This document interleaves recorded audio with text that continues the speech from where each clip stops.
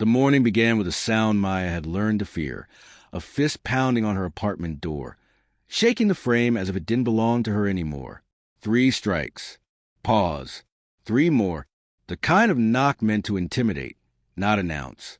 When she opened the door, Landlord Victor Mallard stood stiffly in his tailored coat, chin lifted as though he were smelling something unpleasant. Behind her, the soft rustling of her 6-year-old son, Isaiah, could be heard as he tried to tie his shoe for school. Victor stared past her, eyes cold. "Your rent is late." "Again?" Maya kept her voice steady. "It's the 3rd of the month, Mr. Mallard. You said I had until the 5th. His lips curled. "That was before—" A pause. "Heavy. Sharp. What I didn't know," he added, squinting at her with a smirk, "is that you people don't take agreements seriously." The words hit her chest like a shove, and standing a few feet behind her, little Isaiah froze. Because even children know when an adult has crossed a line. But Victor didn't stop. He stepped closer. "You have until tonight." "Out! I'm not running a charity." The hallway felt smaller with each word. She didn't raise her voice. She simply said, "We've never missed a full payment. You know that." Victor scoffed. "A single black mother with 2 part-time jobs? I'm doing you a favor, letting you stay here at all." Before she could answer, he pointed toward the hallway floor. "And pick that up." Her son's shoe had fallen over. That's probably the most responsibility you can handle. The door closed on the sound of his mocking laugh. And what he didn't know was that this morning would be the beginning of a truth he could not outrun. Before we continue, if stories like this matter to you, stories about truth, justice, and dignity, like, comment, and share this video. Also, don't forget to subscribe now so you never miss the next one. Your support helps us keep telling stories that matter. Now back to the story. The bus ride to Isaiah's school was quiet, not because Maya didn't want to speak, but because she didn't want her son to hear the shake in her breath. "Mama," he finally whispered, "did we do something wrong?" "No, baby." She squeezed his hand. "Sometimes people are unkind because they don't understand what others carry." He nodded, though he didn't fully understand. When she arrived at her morning shift at the diner, exhaustion wrapped around her like a thick scarf. She wiped tables, poured coffee, greeted customers who barely noticed her. But her mind kept returning to the same fear. We could lose our home tonight. Her friend and co-worker, Lila, noticed a tremble in her hands. "What happened?" Maya told her everything. Lila sucked her teeth softly. "That man's had it out for you. Always watching you harder than everyone else. Always checking your receipts twice." Maya sighed. "I can't afford a lawyer. I can barely afford groceries this week." Then Lila leaned in, lowering her voice. "That's not the only way to fight a man who thinks he's bigger than the law." Before Maya could ask what she meant, her manager called her back to the counter. The lunch rush had begun, but even as she worked, something inside her shifted. A quiet resolve growing beneath months of humiliation. Something else happened that day, too. 2 subtle clues. The first came around noon, when a new customer walked in, a tall man in a charcoal suit, kind eyes behind thick glasses. He sat in Maya's section and gave her a smile that felt unusually reassuring. "You're Maya, right?" he asked gently. She blinked. "Have we met?" He only said, "Not directly, but I've heard good things." Before she could ask more, another table called for her.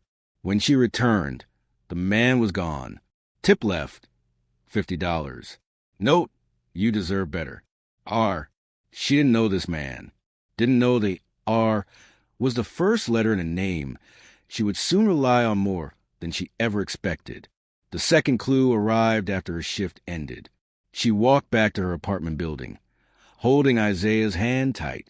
As they approached the steps, she saw Victor standing outside speaking with another tenant, a white tenant whose rent had been late last month. But Victor wasn't yelling at her. He was laughing with her, joking, friendly. When the woman mentioned she'd need a few more days, Victor waved it off. "No hurry. Take your time." Then he glanced at Maya approaching, and his smile disappeared.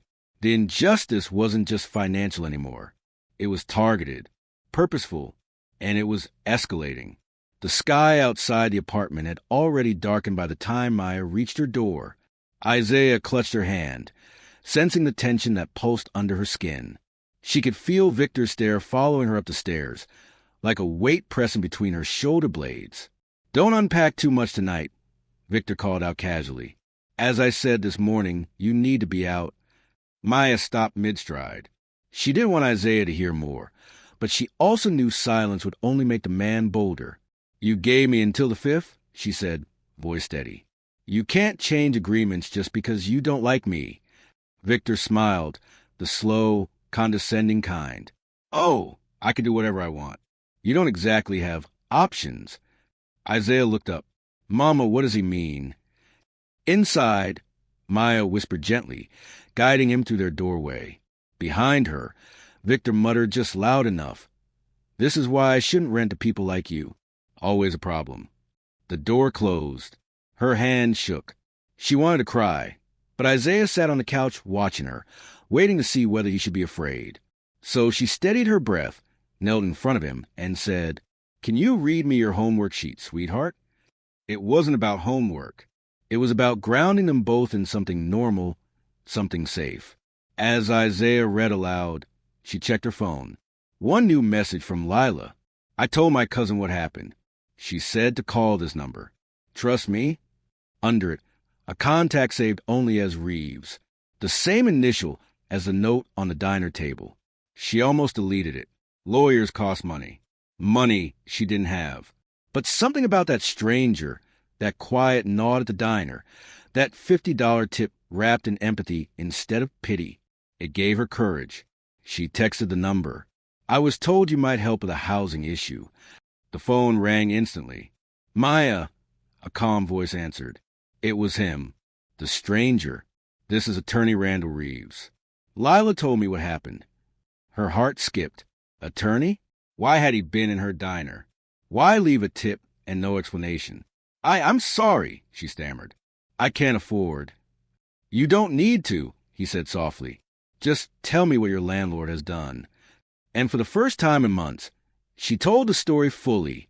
The late-night inspections, the rude comments, the unfair warnings, the different treatment given other tenants, and now, the sudden eviction. Randall didn't interrupt. Not once. When she finished, he exhaled slowly, like someone hearing something he expected, yet still found unacceptable. "Maya, everything you described is illegal. You and your son are protected by federal housing law. And discrimination of any kind, race, status, gender, is ground for severe penalties." "I don't know what to do," she whispered. "You don't need to know," he replied. "You just need to trust me." Silence settled in the small apartment, warm and oddly comforting. "I'll be there in the morning," he added. "Here?" she asked, stunned. "Yes, and you're not moving out tonight. He has no legal right to force you." When the call ended, she sat on the couch staring at the wall, replaying the words. Protected. Illegal. Trust me. Isaiah climbed onto her lap, resting his head on her shoulder. "Mommy, are we going to be okay?" She kissed the top of his curls. "Yes, baby, we're going to be okay." What she didn't know was that tonight would be the last time Victor Mallard intimidated anyone in this building. The next morning, 7:42 a.m., a knock sounded at the door. Not harsh, not aggressive, just a firm, respectful knock. Randall Reeves stood in the hallway wearing a navy suit, leather briefcase in hand, glasses reflecting the morning light. He wasn't imposing, but somehow he held the air of someone who never needed to raise his voice to command attention. "Maya," he greeted warmly. "May I come in?" She opened the door wide. Isaiah peeked from behind her. Randall smiled at him. "You must be Isaiah. Your friend Lila told me you're a superhero." Isaiah blushed. "Sometimes." Randall crouched to his eye level. "Superheroes protect their homes. That's what we're doing today, okay?" The little boy nodded with proud seriousness. Then Randall's expression shifted, becoming focused, professional. "Is your landlord home?" Maya nodded. "He always walks the building at this time." "Good," Randall said. "I need him to." He walked to the kitchen table. opened his briefcase, and pulled out a stack of documents thicker than anything Maya had ever seen in her life. "What is all that?" she whispered. "Records," Randall replied. "Your building's lease terms, tenant rights, discrimination statutes, and something called failure to maintain safe housing conditions. I found 11 violations." Maya blinked. 11? He nodded. "And that's just from public records." Before she could process that, another knock sounded. This one, heavy, sharp. "Victor, open up," he barked. "Move out time." Randall closed his briefcase calmly. "Maya, may I answer the door?" She swallowed hard. "Yes." He opened it. Victor was mid-sentence. "I told you yesterday." Then he froze. "Who are you?" Randall extended a hand. "Attorney Randall Reeves. I represent Maya Carter and her son." Victor's face twitched in disbelief, then annoyance. "She can't afford an attorney." "That's not your concern," Randall said calmly. "What is your concern is the illegal harassment you subjected her to." Victor scoffed. "Harassment? I'm her landlord." Randall held up a printed notice. "Not for long." Victor stepped back. "What is that?" "A formal report filed to the Housing Authority," Randall replied. "And this," he lifted the second page, "is the scheduled hearing date. In the meantime, a temporary protection order prevents you from evicting or harassing her again." "And no," Victor stammered. "This is all a misunderstanding." Randall didn't raise his voice. He raised the truth. "You changed rent deadlines illegally. You targeted her for inspections you never performed on tenants of other races. You threatened eviction without due notice.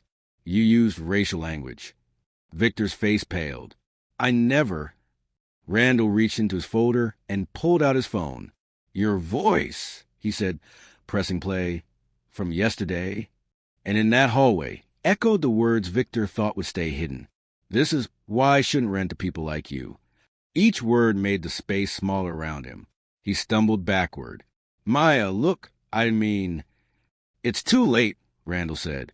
"The city will review everything. They take discrimination cases very seriously." Maya stood behind Randall, hands trembling, not in fear, but in relief. For the first time, the landlord wasn't taller than her. Victor's mouth opened and closed like he was searching for a sentence that would save him. But nothing came. The truth was already out, echoing down the hallway for anyone listening behind their doors. "Let's step outside," Randall said calmly. "This conversation is no longer private." Victor swallowed hard. "Why would we?" Before he could finish, apartment 2B cracked open. Then 3A. A few neighbors peeked out, drawn by the raised voices, but more by the shift in the air. For the first time, the building wasn't watching Maya. They were watching him. Randall turned slightly toward them. "Good morning. I'm Attorney Reeves. I'm here regarding multiple tenant violations." The neighbors whispered. Victor balled his fists. "You're making this a circus." "No," Randall replied. "You made it a pattern." Victor's eyes darted from door to door, fear creeping in. Reputation was currency in this building. He felt it draining fast. Randall opened his folder again. "Shall we go through the rest?" Victor stiffened. "There's nothing else." Randall raised an eyebrow. Failure to service broken heaters. Charging undocumented fees. Discriminatory tenant selection. Illegal entry into homes without notice. And in one case, he looked up, placing an eviction notice on a wrong apartment door because you confused two tenants who happened to be the same race. A gasp traveled through the hallway. A woman from 2B stepped out fully. "That was me," she said softly. "He told me it was a clerical mistake." Randall nodded. "It wasn't." Victor snapped. "This is ridiculous. Tenants complain all the time." "And the law listens," Randall replied. "That's the difference." Victor tried to regain control, voice rising. "Look, she was behind on rent." "No," Randall said firmly. "Her payment posted the morning you confronted her. I checked with your management software. You ignored it." More whispers. Victor glared at Maya. "You drag a lawyer into this building to embarrass me?" Maya stepped forward timidly. I just wanted to live here in peace. And you will, Randall assured. For now, Victor will cease all direct contact with you. Victor barked a laugh. You can't tell me what to do in my building. Randall slipped a paper into Victor's chest. This temporary order says otherwise.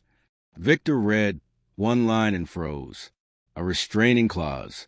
He dropped the paper as if it burned. You can't be serious, he breathed. Randall's voice stayed calm, measured. You will not speak to, threaten, or approach Maya Carter or her son until the hearing. Failure to comply results in immediate legal action. Victor looked around wildly, but every neighbor's eyes were on him with quiet judgment. That was when Maya noticed something strange. The more Randall spoke, the quieter Victor became. The more Victor blustered, the more isolated he looked. It wasn't just legal power. It was moral clarity. What he didn't know was that Maya wasn't the first tenant Randall had helped. She was the one he finally decided to confront publicly. Randall turned back toward Maya. I'll accompany you inside, he said gently. We still need to prepare your formal statement. They stepped inside the apartment. Isaiah stood near the kitchen island, holding his superhero figurine. Mama, is the bad guy gone? Maya exhaled shakily. Yes, baby. He's gone. Randall knelt down again. You did very well, he told Isaiah. You were brave today. Isaiah smiled. Mommy said we have to protect our home, like superheroes do. Randall nodded, and she did exactly that. Maya's eyes filled with tears. She tried to blink away. Thank you, she whispered. I didn't think anyone would help. Randall sat at the table, opening his briefcase again. You deserve dignity, Maya. Every tenant does. She hesitated. Why are you doing this? You don't even know me. He gave a soft smile. Because a long time ago, someone helped my mother when she had nowhere else to go. The room stilled. And because, he added softly, you remind me of her. Maya looked down. She hadn't felt seen, truly seen, in such a long time. Before she could speak, there was a sudden knock at the door. Not harsh, not angry.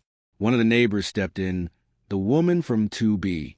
I just wanted to say I'm sorry, she said, glancing at Maya. I saw how he treated you. I should have said something earlier. Maya wiped her eyes gently. It's okay. No, the woman insisted. It's not. And if you need someone to testify, I will. Randall smiled. Thank you. That will help very much. Bit by bit, the building that had once felt cold began to warm. Neighbors stepped out of their doors, muttered support, quiet nods, soft apologies. For the first time, Maya didn't feel like a ghost in her own home. She felt protected. Hours later, after documents were signed and plans were made, Randall stood to leave. I'll be back for the hearing, he said. And anything you need before then, call me. Maya nodded, grateful beyond words. As Randall walked down the hallway, Victor emerged from his apartment, trying to regain what little power he still believed he had. This isn't over, Victor hissed. Randall stopped walking, looked him square in the eye. It is, he said quietly. You just don't realize it yet. He turned and left the building with calm assurance, leaving Victor to feel, for the first time, what it was like to be small. Maya closed her door, leaned against it, and exhaled. For the first time in months, she felt safe. Maya slept lightly that night, not because she was afraid, but because something inside her had shifted.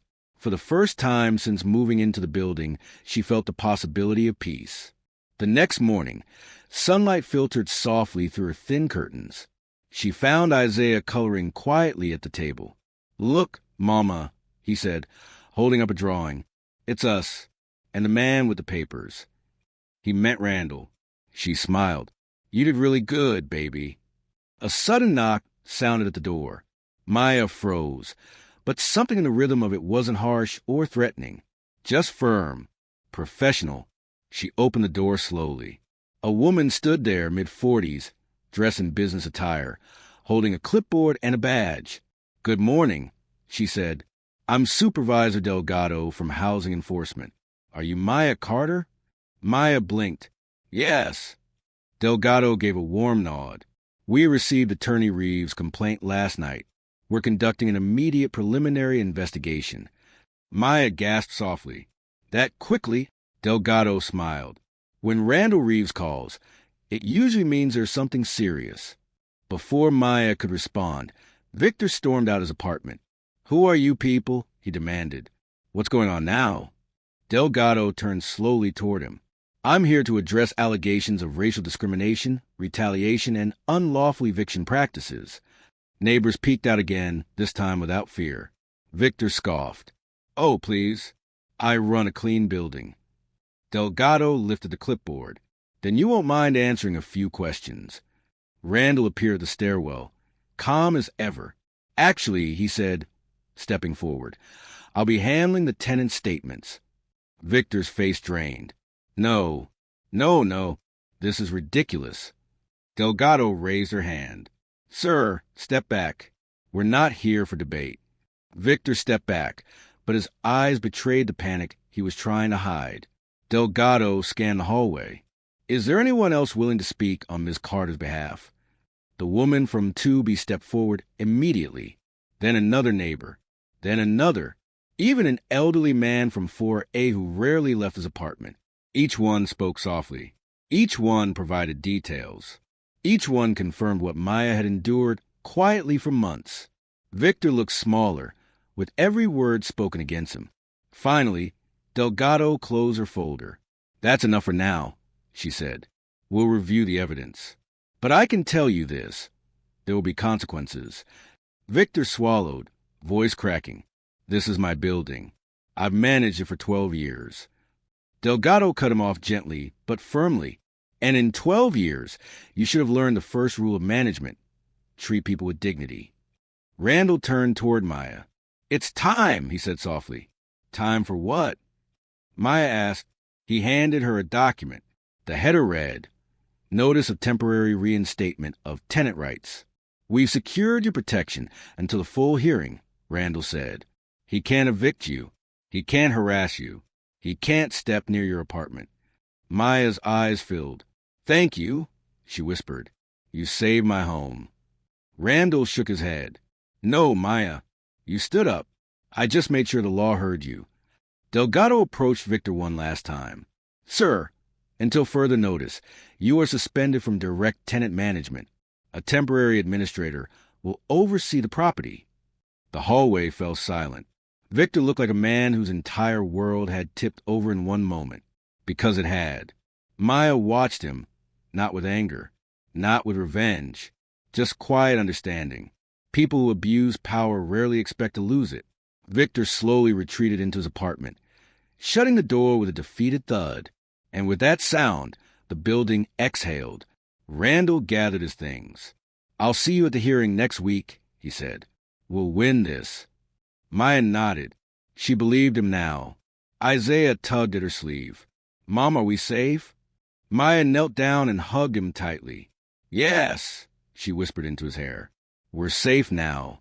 And for the first time, she truly meant it. Some injustices are loud, shouted in hallways, scribbled on eviction notices, stamped with cruelty. Others are quiet, lived in silence, endure behind closed doors, carried in the heart of someone who simply wanted a place to belong.